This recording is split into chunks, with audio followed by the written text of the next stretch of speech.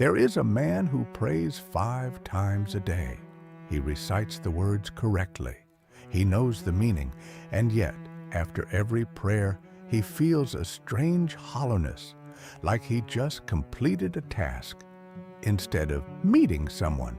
He cannot explain it. He does not talk about it, but it is there every single day. And the strange thing is, he is not the only one. You have felt something like this, not necessarily in prayer, maybe in your relationships, maybe in your work, maybe in those quiet moments at night when you lie down and you expect to feel at peace because you did everything right today. And instead, something in you is unsatisfied, not sad, not angry, just hollow. Like you fed something all day and it is still hungry. That feeling is not random. That feeling is not weakness. That feeling is one of the most precise signals the human being can receive. But almost no one knows how to read it. And so they do what most people do. They ignore it. They distract themselves. They try harder. They consume more. They sleep earlier. They sleep later. They talk to friends. They scroll. They plan. They promise themselves that tomorrow will feel different. It does not feel different because the problem is not what you're doing. The problem is what you're feeding. Every single day, without knowing it, you make a choice. Not a big choice, not a dramatic one, not a choice you sit down and deliberate over. It is a quiet choice, made in seconds, repeated hundreds of times. And that choice is, which version of yourself gets your energy today? You have more than one version inside you. You have always known this. You have felt the version of yourself that is calm, clear, and connected. The version that forgives easily, that is satisfied with little, that feels something real when it stands before God, that loves people without needing anything back. You know that version exists because you have touched it before, maybe briefly, maybe years ago, maybe only once, and you have felt the other version, the one that needs to win, the one that gets irritated by small things, the one that wants more, always more, and feels empty when it gets it, the one that makes promises at night and breaks them by morning, the one that cannot sit in silence for 10 minutes without reaching for something. You know both of these versions. But here is what you do not know yet. You have been feeding the wrong one. Not sometimes, not on bad days, every day. Consistently, habitually, in ways so subtle that you have mistaken it for living your life.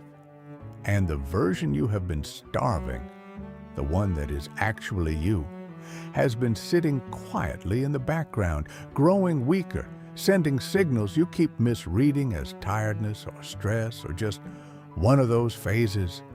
It is not a phase. Let me show you what is actually happening inside you. There is something the early Muslim scholars understood about the human being that modern psychology is only now beginning to approach from the edges. They understood that the human being is not one thing. You are not a single entity with a single set of desires and a single way of moving through the world. You are a layered being, and the layers do not always agree with each other. The scholars spoke about the Nafs, the Qalb, the Ruh. These are not just religious concepts. These are the architecture of everything you experience. Every craving, every conflict, every moment of peace, every moment of desperation, every broken promise you made to yourself, every inexplicable pull towards something you know is not good for you. These 3 things are happening inside you right now. And most people live their entire lives without ever understanding what each one is actually doing. The nafs is not your soul. It is not your heart. It is the lower self, the part of you driven by appetite, by comfort, by the need to feel safe, validated, and satisfied in this moment. The Nafs does not think long term. It does not care about who you're becoming. It cares about right now. It cares about comfort right now. It cares about ease right now. It cares about being seen, approved of, and satisfied right now. The Nafs is not evil. Do not make that mistake. But it is dangerous if it is in charge. And in most people's lives, it is completely in charge. The Qalb is the heart. But not the heart you feel in your chest when you are emotional. The Qalb is the spiritual center, the faculty that connects you to what is true, to what is real, to what matters beyond this moment. The Qalb is the organ of certainty and meaning. When it is healthy, you feel anchored. When it is sick, you feel lost even when everything in your life looks fine. The Ruh is the spirit, the breath of Allah, blown into the human being at creation. The Ruh does not speak loudly, it does not argue, it does not compete, it simply remains. It is the part of you that is oriented always toward the divine. The Ruh does not become corrupt. It cannot be destroyed, but it can become completely buried under the noise of a life lived without awareness. Now here is what no one tells you. These three things are in a constant conversation inside you. Every moment of every day, they are each pulling in slightly different directions. And the one that gets fed the most is the one that gets to speak the loudest. That is the whole system. That is everything. If you feed the Nafs through constant entertainment, through the avoidance of discomfort, through the need for validation, through filling every silence with noise, the Nafs grows louder. Its voice starts to sound like your voice. Its desires start to feel like your desires. And slowly, without a single dramatic moment, without any one day that you can point to, the Nafs becomes your operating system. And the Qalb, the part of you that was supposed to be in charge, starts to feel like a stranger. You read Quran and feel nothing, not because the Quran has changed, because the part of you that could feel it has been buried under months or years of feeding the wrong layer. You pray and feel empty, not because prayer does not work, because the heart that was supposed to be present in that prayer has been so distracted, so divided, so trained toward instant sensation, that sitting in sincere reflection feels almost impossible. You try to be patient with someone you love, and you cannot do it. Not because you do not love them, because the Nafs has been fed a diet of immediate reaction, of never tolerating discomfort, of always expressing rather than restraining. And now restraint feels like suffering. You break your own promises every time, and you feel guilty, and you promise again, and you break it again, not because you are weak, because the version of you making those promises in a moment of clarity is not the version that wakes up the next morning and has to follow through. They are fed differently. They have different amounts of strength, and you have been feeding the wrong one. This is not a metaphor. This is the actual mechanism. Let me take you somewhere specific. Let me show you a moment you have lived. It is the night before something difficult. Maybe a conversation you need to have.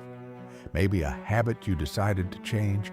Maybe a commitment to wake up earlier, to pray more, to stop doing something you know is draining you. It is night. You are calm. Something in you feels clear. You feel resolve. You feel like you finally see what needs to be done, and you're going to do it. You sleep, you wake up, and within 30 minutes, Sometimes, within 30 seconds, the resolve is gone, not weakened, gone.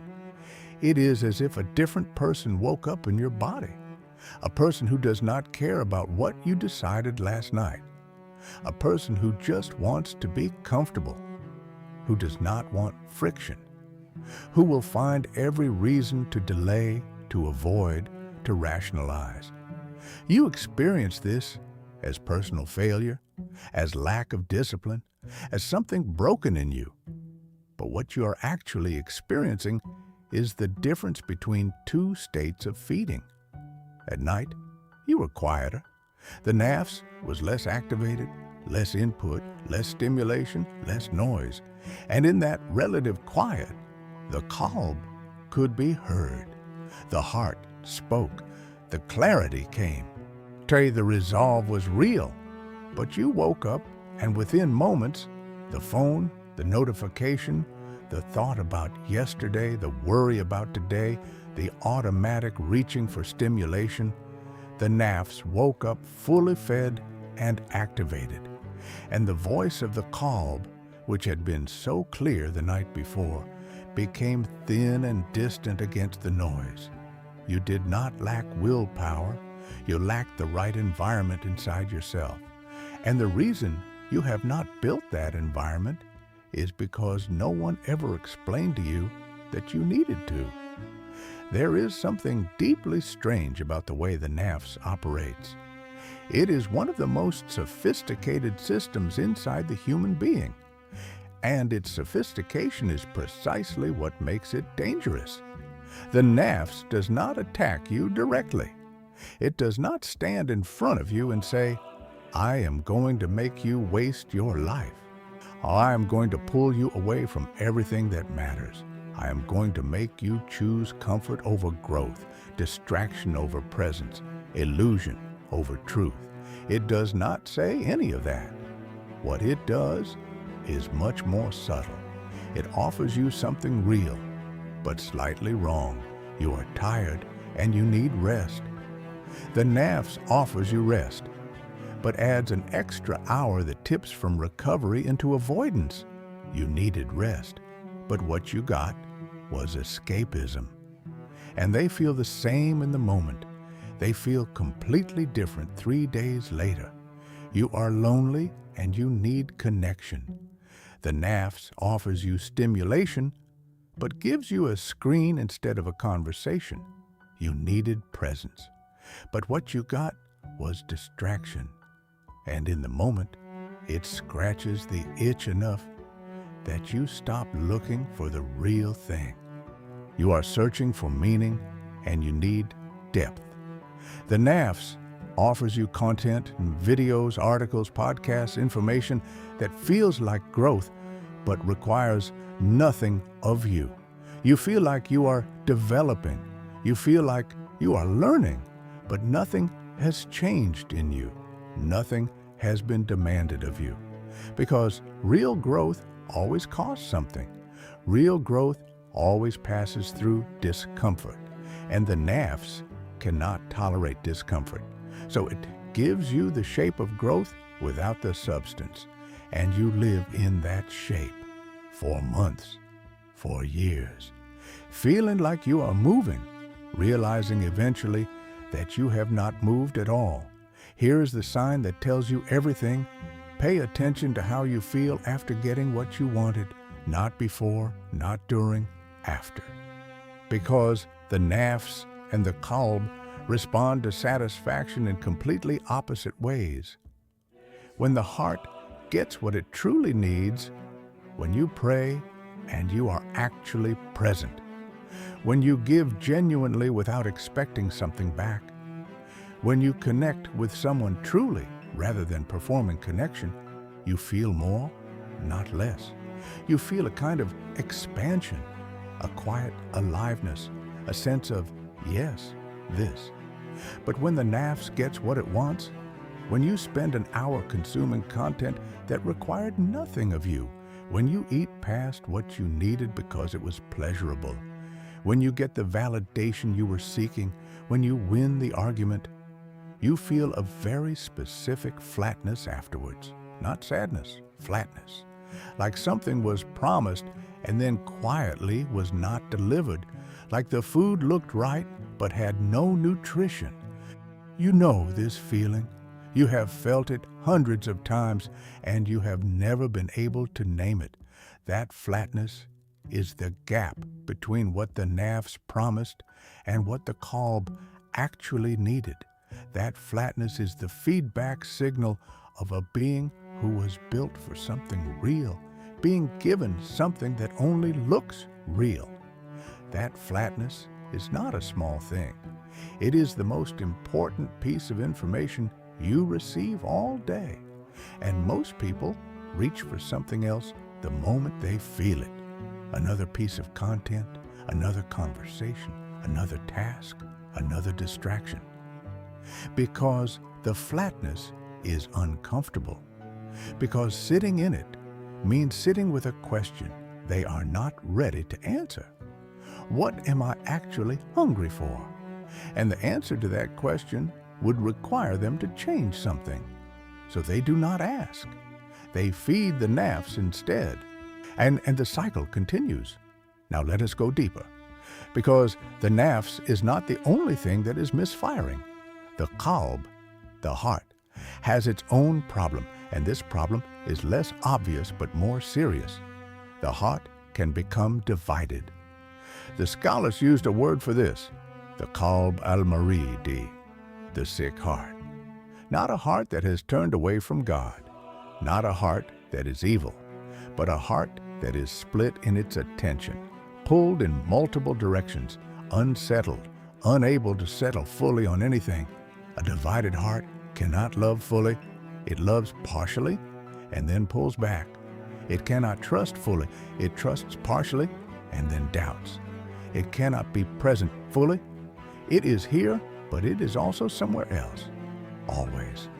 You have felt this. You have been in a room with people who love you and felt alone. You have had a day where everything objectively went well and felt a strange absence of joy. You have held something you worked years to achieve and looked at it and felt nothing. Not depression, not ingratitude, a strange, specific absence. Like the part of you that was supposed to celebrate had already left. That is a divided Qalb. And a divided Qalb comes from one thing. It has been asked to serve too many masters. The heart was not designed to carry everything. It was not designed to be simultaneously anxious about your finances, obsessed with how you appear to others, nostalgic for the past, worried about the future, entertained by trivialities, and also open to the divine. All at the same time. No faculty can operate at its full capacity when it is stretched in 60 directions. But that is exactly what the modern life does to the Qalb. That is exactly what a life built around the satisfaction of the Nafs does to the heart. It divides it. It fragments it. It slowly turns the center of the human being into a crowded, noisy space where nothing can settle and nothing can deepen. And the person living with that divided heart does not know what is wrong. They just know something is off. They just know that they used to feel something they no longer feel. They just know that there is a distance between them and their prayers, between them and the people they love, between them and themselves, that they cannot cross, no matter what they try. That distance is not mysterious. That distance is the accumulated result of a heart that has been divided daily by feeding the wrong version of the self. There is a quality that the scholars described as the most dangerous feature of the Nafs. It is not cruelty. It is not laziness. It is not even desire. It is self-deception. The Nafs is the only part of the human being that can convince you that you are doing the right thing while you are doing the wrong thing. It is the only faculty that can take a clear signal from the heart and reinterpret it in a way that serves the nafs instead. This is the thing that makes it so dangerous.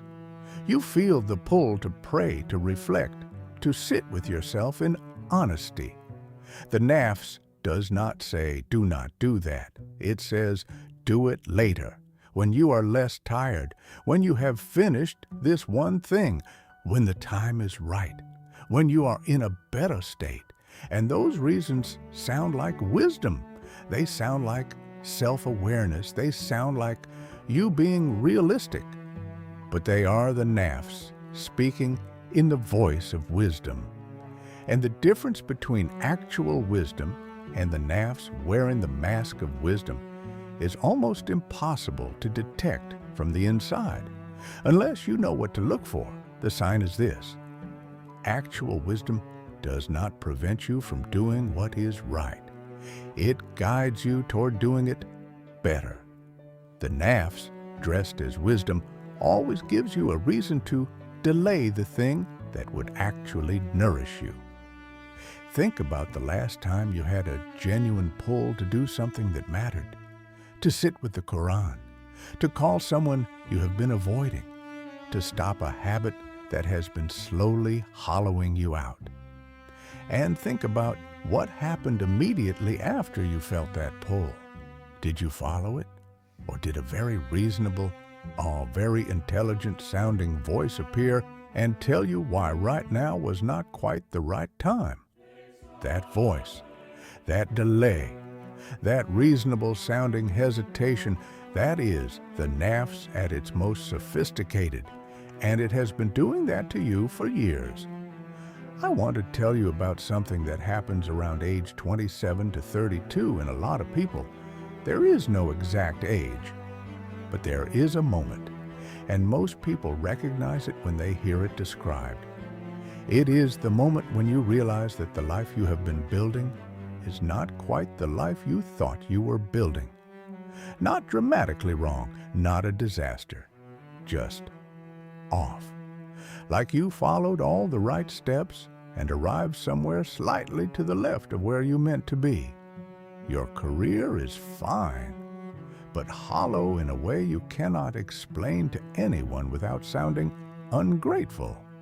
Your relationships are present, but there is a layer of surface in them you cannot seem to get beneath. Your habits are what they are, and you are tired of promising to change them. Your faith is still there, technically, but it has become more cultural than internal, more performed than felt. And you look around at other people, and they seem to be living their lives. They seem okay. And you wonder if this is just what life is. If you had unrealistic expectations, if something is wrong with you, if you are supposed to feel this way, and you just need to accept it. Nothing is wrong with you. What happened is that for years, through your teens, through your early 20s, you were being slowly, quietly trained to feed the nafs. Every system around you was designed to feed it. The content you consumed was designed to activate it. The way you spent your time was shaped by it. The goals you chased were chosen by it. And the Qalb, the faculty that was supposed to give you direction, depth, and meaning, was being progressively quieted, not destroyed, quieted. And now you are standing in the life the nafs built, looking at it and feeling what the nafs cannot feel, emptiness, because the nafs never told you about the emptiness at the end. It never showed you that preview. It only showed you the satisfaction on the way there. The emptiness at the end is the Qalb's feedback. The Qalb is telling you, this is not what we needed. And that is not the beginning of a crisis. It is the beginning of waking up. Let me describe to you the internal experience of someone who has fed the nafs for so long that the Qalb has become nearly silent. Not because this is your experience, but because in some room, in some city, someone is living this right now and they cannot name it. They wake up, and before their feet touch the floor, they reach for their phone. Not because there is something urgent, because silence has become uncomfortable.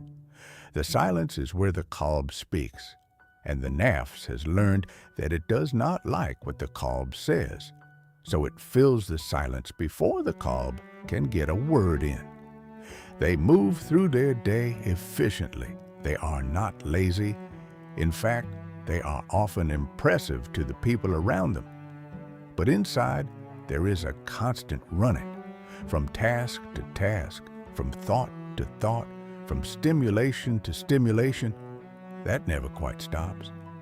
Not because they are busy, because stopping is the thing the Nafs has learned to fear most. Stopping means sitting. Sitting means feeling. Feeling means acknowledging.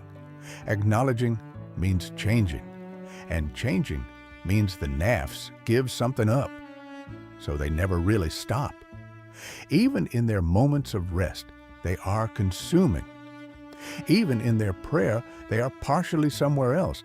Even in their conversations, part of them is already on the next thing. They feel a constant low-level dissatisfaction that they have learned to manage, not resolve. Manage. They know what makes it worse, and they avoid those things. They know what temporarily relieves it, and they reach for those things regularly. But the dissatisfaction itself, the root of it, they have never looked at directly. Because looking at it directly would require sitting. And sitting is the thing they fear most. And the thing that is almost unbearable about this state, the thing that makes it so isolating, is that from the outside, they look completely fine. They look functional. They look like they have it together.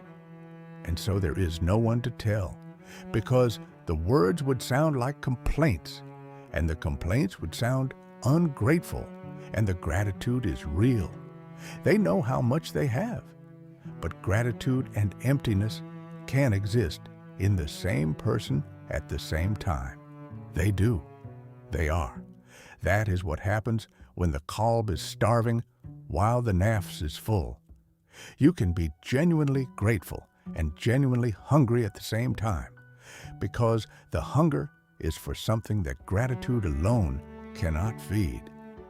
Before I show you that, I need to tell you something about the Nafs that almost no one explains correctly. Because most people who talk about the Nafs talk about it like it is an enemy, like it is something to be defeated, suppressed, conquered. And that framing, while emotionally satisfying, is actually the Nafs tricking you again. Because when you frame the Nafs as the enemy, you enter into a war with yourself. And a war with yourself means two things are fighting, and the whole battlefield is you. You exhaust yourself fighting the Nafs, and the exhaustion makes you weaker. And when you are weaker, the Nafs has more power, not less. The scholars who understood this most deeply did not speak of defeating the Nafs. They spoke of taming it, directing it, training it the way you train something powerful that is currently running in the wrong direction. The Nafs is powerful. That power is not a mistake. That drive, that hunger, that intensity, it has a purpose. The person who has completely subdued their Nafs to the point of having no desire, no passion, no fire, they are not spiritually elevated. They are spiritually hollow in a different way. The Nafs, directed correctly, is the engine of extraordinary effort, of meaningful ambition, of generous giving, of passionate love. The question is never whether the Nafs exists. The question is always, what direction is it pointed in? A Nafs pointed toward Allah, toward genuine service, toward the building of what matters, toward love that does not need to be returned. That nafs is not a problem. That is a gift. A nafs pointed toward comfort, toward the self, toward what is easy and pleasurable and immediate. That nafs will hollow you out slowly and leave you wondering what went wrong. The difference between these two versions of the nafs is not the intensity, it is the direction. And changing the direction is not a single dramatic moment. It is 1,000 small redirections, made in the ordinary moments of an ordinary day over the course of a long time. There is a concept the scholars discuss that feels almost impossible until you have experienced it personally, and then feels so obvious you wonder how you never saw it before. The concept is that the human heart, the Qalb, is designed to be full. Not periodically full, not full in good moments, fully, permanently anchored in something that does not shift. And the scholar said that there is only one thing that can actually fill it, not relationships, not achievement, not safety, not certainty about the future, not even good health. They said the Qalb was made for Allah, and nothing that is not Allah can fill it. You have heard this before, but I do not think you have heard it said in a way that shows you the mechanism. Here is the mechanism. The Qalb is not a general organ of love. It is not a heart that can be filled by enough of the right combination of things. It is specifically designed, like a lock with one key. And everything else you put in it, every relationship, every achievement, every experience, every distraction, those things can bring real joy.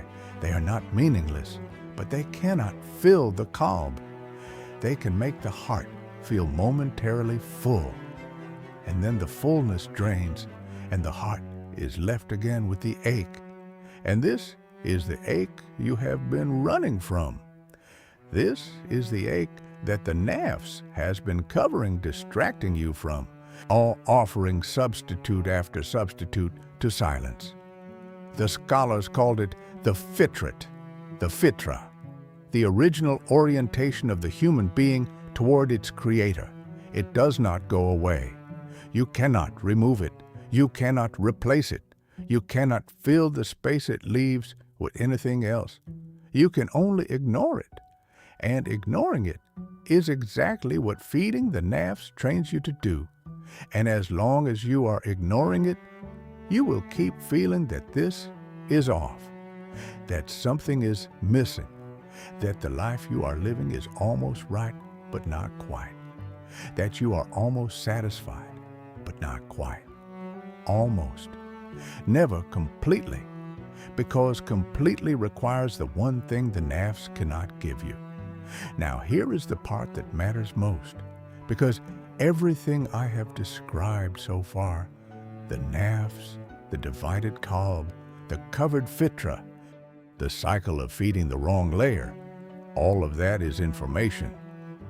But information without the next piece is just a more sophisticated way of feeling bad about yourself. And feeling bad about yourself is also, interestingly, a gift to the nafs. Did you know that?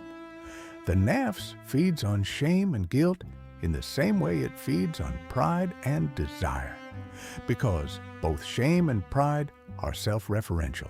Both keep the attention fixed on the self, on what you have failed, on what you have lost, on what is wrong with you. And as long as the attention is fixed on the self, it is not fixed on what could actually change the self. The nafs loves the spiral of, I know I should be better, I am not better, I am failing, I am always failing, something is wrong with me, I need to do better, I cannot do better, I am exhausted from trying, I will rest. I will try again tomorrow.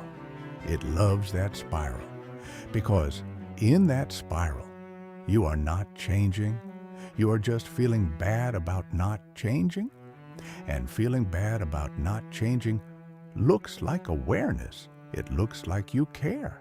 It looks like you are taking it seriously. But the person who is actually changing is not spending their energy feeling bad. They are spending their energy redirecting. Just redirecting, not dramatically, not with a speech to themselves, not with a resolution. Just in the moment when the Nafs pulls toward something hollow, a small, quiet turn, a choice so small it almost feels meaningless. Close the phone, open the Quran for 2 minutes. Sit in the discomfort instead of reaching for something that relieves it. Ask yourself just once before you react, which version of me is driving this? These are not advice. Do not hear them as advice. Hear them as what they are. The actual mechanism of changing which layer you are feeding. Because the layer you feed is not determined by dramatic events or major decisions. It is determined by what you do with the small moments, the 2-minute moments, the moment between feeling the pull and responding to the pull. That moment, that tiny gap, is where the entire trajectory of a person's inner life is decided. Not in the big moments, in the quiet ones, in the ones no one else sees. There is something the Ruh does that most people never notice. The Ruh does not argue with the Nafs. It does not compete with the Qalb. It does not make noise. It does not remind you of what you should be doing or make you feel guilty for what you are not doing. The Ruh just remains. It is the part of you that is always oriented toward God, regardless of what the Nafs is doing, regardless of what state the Qalb is in. It is always there, always pointing in the same direction, and occasionally, in the spaces between everything else, you feel it. You feel it in the moment just before sleep, when the day has quieted and something in you feels a wordless recognition of something larger than yourself. You feel it in the moment when you look at something genuinely beautiful, the sky in a certain light, the face of someone you love without wanting anything from them in that moment. And you feel something that has no name, something that is not quite emotion, something quieter and deeper than emotion. You feel it in the moment when you are in prayer, and for just a second, the mind stops chattering and something settles and you feel present, not performing, present. Those moments are not random. Those are moments when the noise of the Nafs pause long enough for the Ruh to be heard. And here is what those moments tell you. The Ruh is still there. It was always there, even through every bad decision, every broken promise, every period of distance from God, every cycle of feeding the wrong version of yourself. The Ruh remained intact, oriented, quiet, patient. You were not broken by any of it. You were buried, and burial is not death. Buried things can be uncovered. I want to return to the man I described at the beginning, the man who prays 5 times a day and still feels hollow. I want to tell you why he feels hollow. He is praying with his Nafs, not his Qalb. That sounds almost cruel to say, but it is important to understand. His body is performing the prayer. His tongue is saying the words, but his heart is not present. His heart is in 3 other places, thinking about the conversation he needs to have, planning the evening, replaying something from yesterday. His heart has been so trained toward constant activity, constant processing, constant movement, that being still for a few minutes and actually being there, in the presence of the one he is standing before, is almost physically difficult. And because the prayer does not reach his Qalb, it does not nourish his Qalb. And because his Qalb is not nourished, it remains divided and empty. And because it remains divided and empty, the Nafs continues to fill the space, And because the Nafs continues to fill the space, the next prayer also does not reach the Qalb, and the cycle continues for years. He does not need to pray more. He needs to learn how to arrive, how to be present for 2 minutes, then 4, then 8, not because someone told him to, but because he actually understood in the way that changes behavior rather than just thinking, that the prayer is not a task to be completed. It is a meeting to attend, and you cannot be at a meeting while also being everywhere else. The scholars use the word khushu. It is usually translated as humility in prayer, but it is more than humility. It is presence. It is the full gathering of the Qalb into the moment of standing before God. And khushu is not a feeling you can force. You cannot manufacture it. You cannot perform your way into it. But you can remove what is blocking it. And what is blocking it almost always is the same thing. A nafs that has been so fed, so trained toward constant stimulation, that stillness has become something it resists. The path to khushu is not more practice of khushu. It is the reduction of what makes the nafs loud. And the reduction of what makes the nafs loud is the daily, quiet, consistent choice to feed the other layer instead. Let me tell you about another kind of person, because everything so far has been about the person who is running away. But there is also the person who is standing still, not in peace, but in paralysis.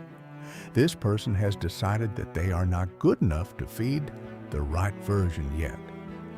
They have a list of conditions that have to be met first.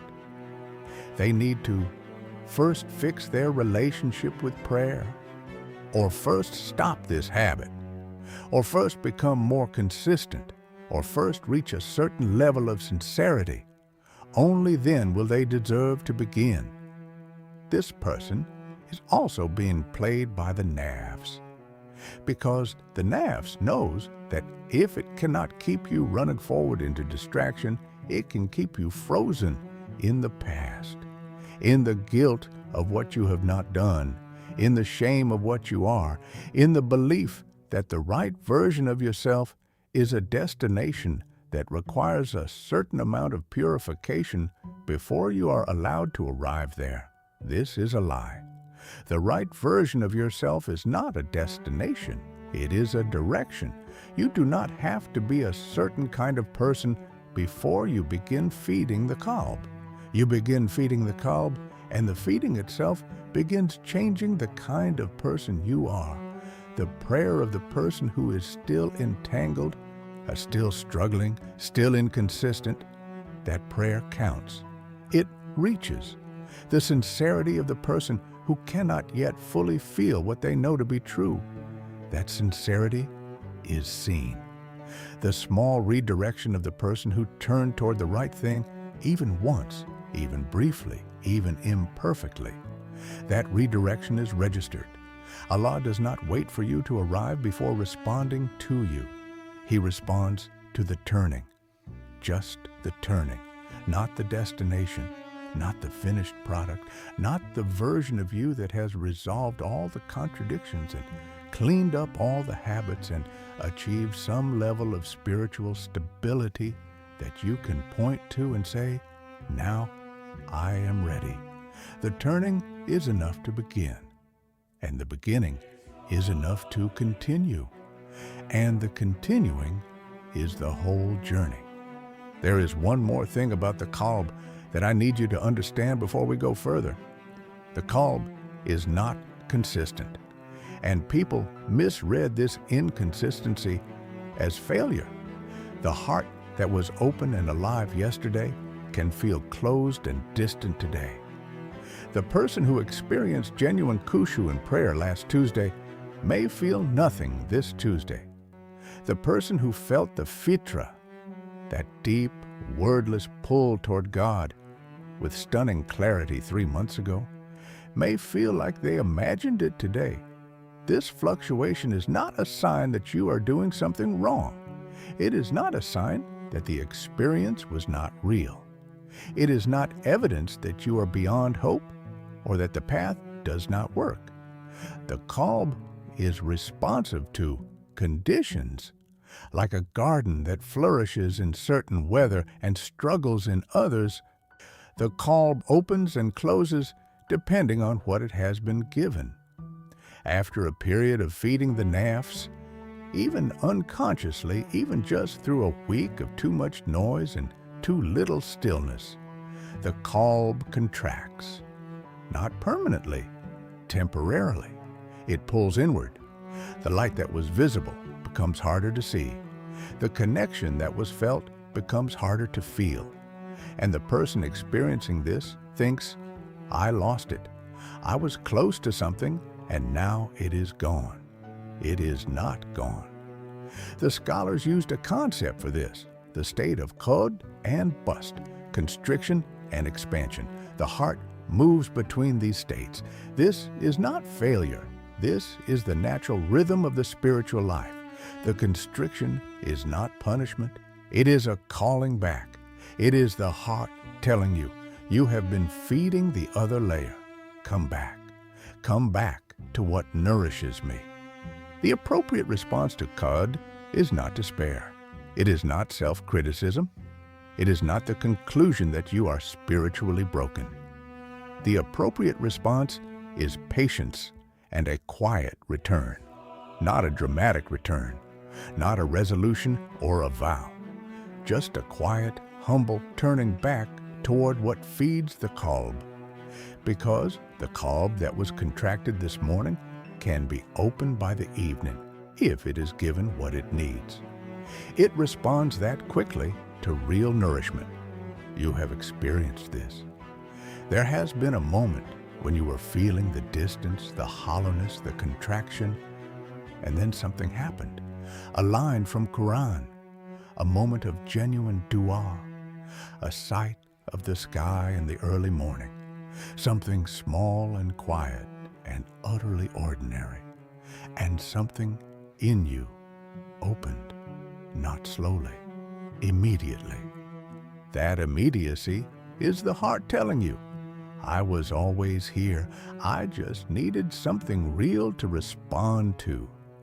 Let me describe to you the experience of someone who has been gradually, quietly feeding the right layer.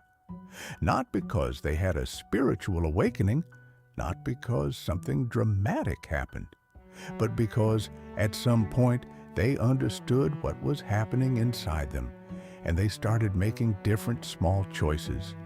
They wake up, and just for a moment, before anything else, they are still, not meditating, not being intentional in some performed way, just still, just present in the fact of being awake.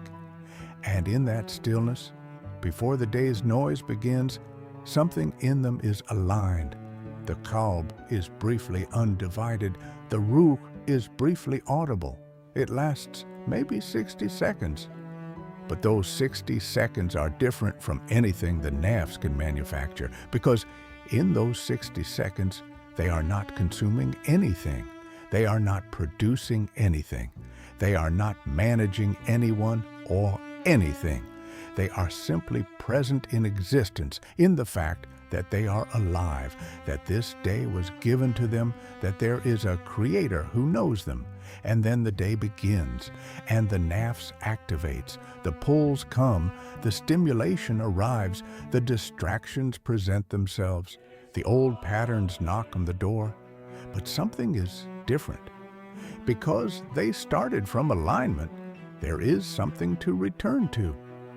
When the Nafs pulls them into a reaction that feels wrong, there is a small, quiet part of them that notices and says, no, not this, not now, not because of willpower, not because they are stronger, but because the Qalb has been given a small amount of nourishment, and even that small amount gives it enough voice to be heard when it matters.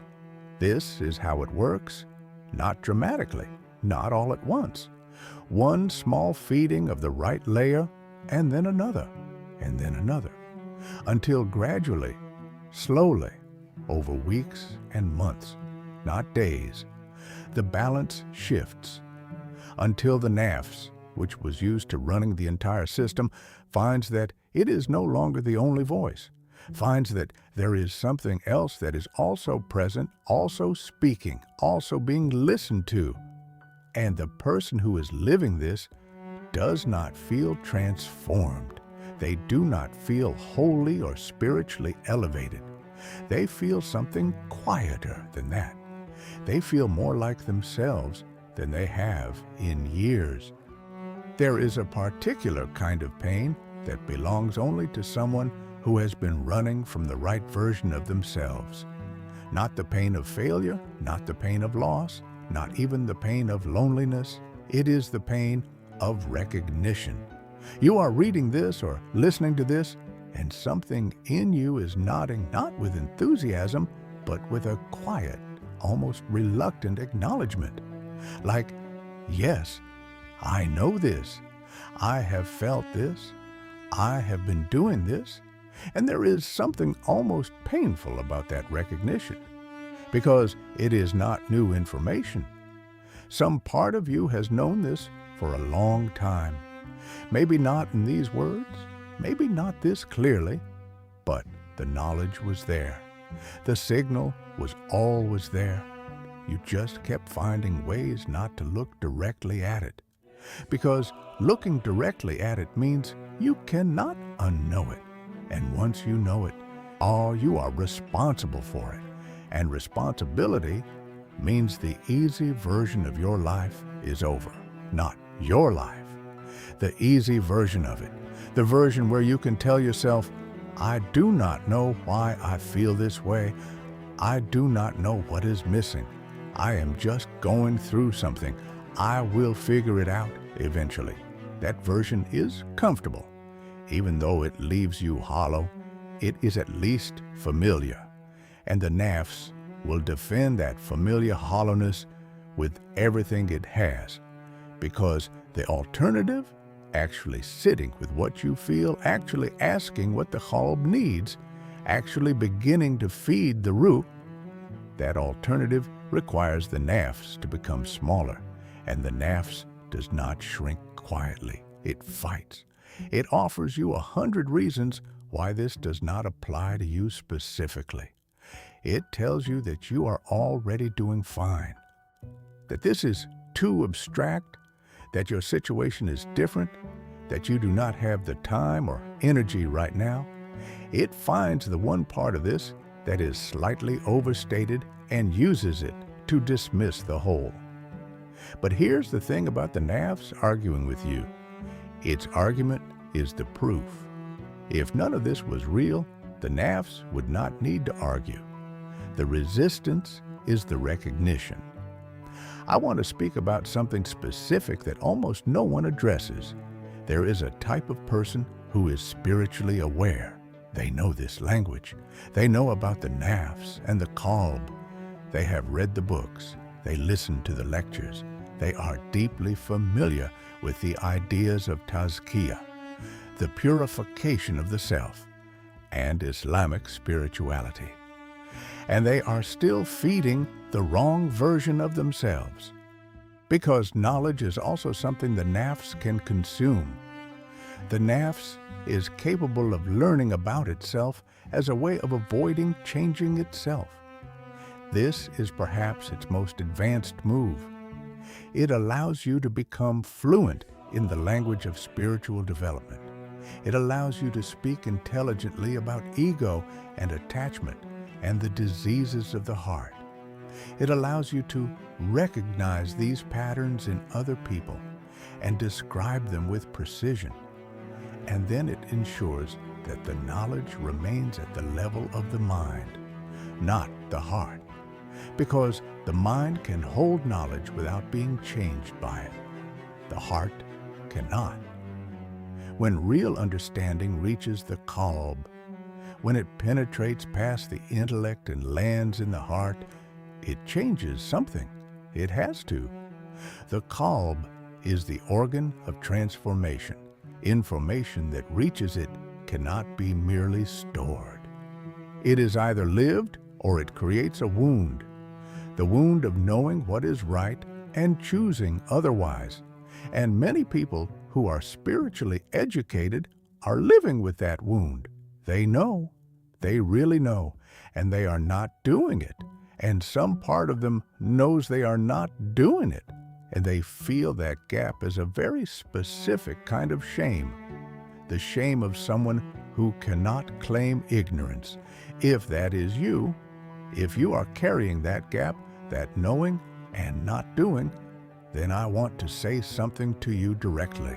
The knowledge you have is not wasted. It is waiting. It has been living at the level of the intellect because the Qalb has been too noisy, too divided, too full of the Nafs to receive it. You do not need more knowledge. You need less noise, just enough silence for what you already know to fall from your mind to your heart. That fall from mind to heart is one of the most significant journeys a human being can take. And it requires exactly one thing, the willingness to feed the Qalb before feeding the Nafs. Just once, and then again, and then again. There is a question that the human being cannot avoid forever. It can be delayed. It can be buried under years of distraction.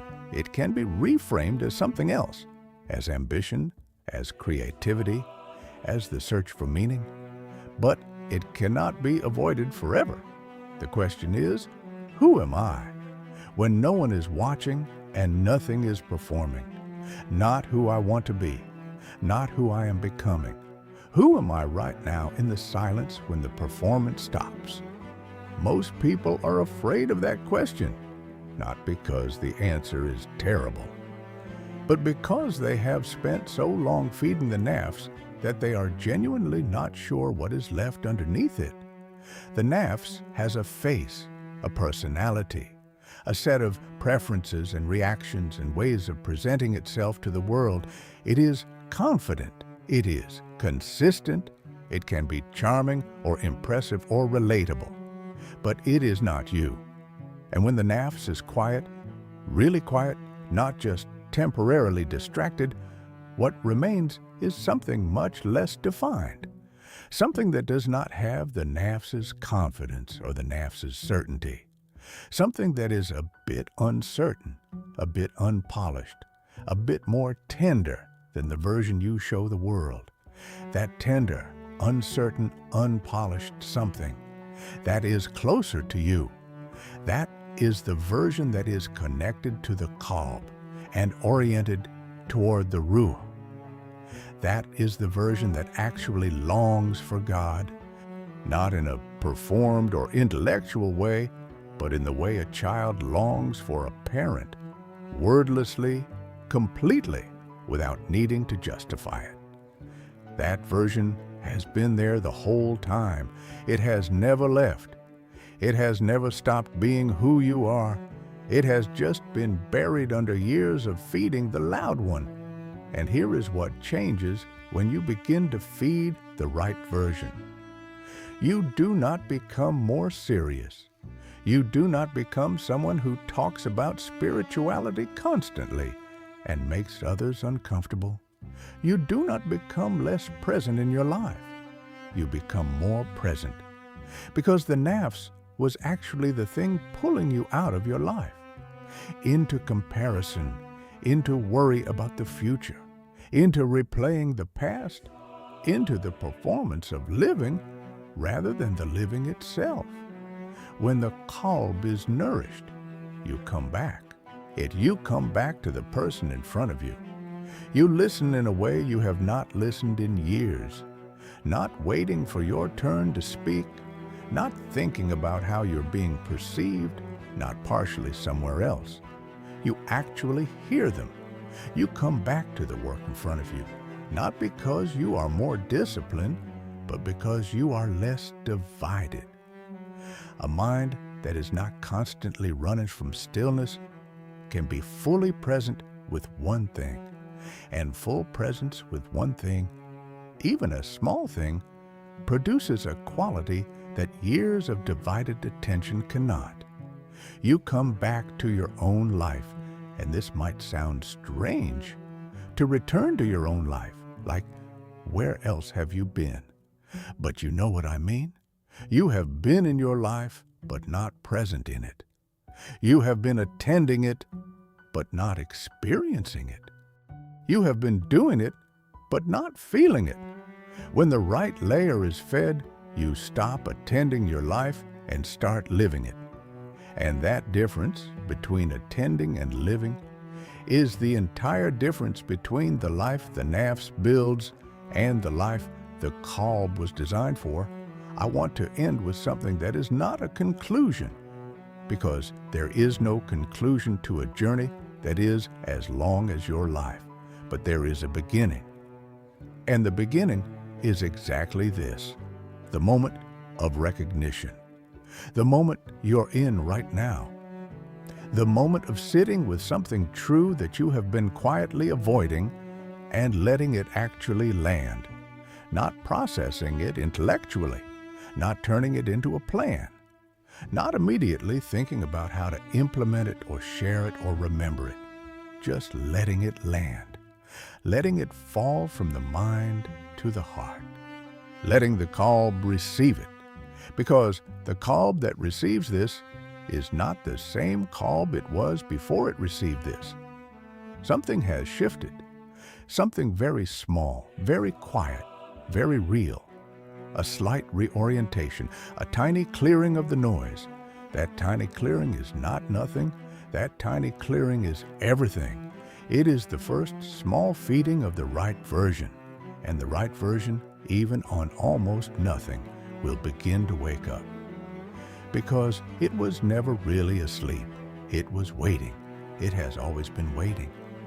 And it recognizes the feeling of being fed after a long time of being forgotten.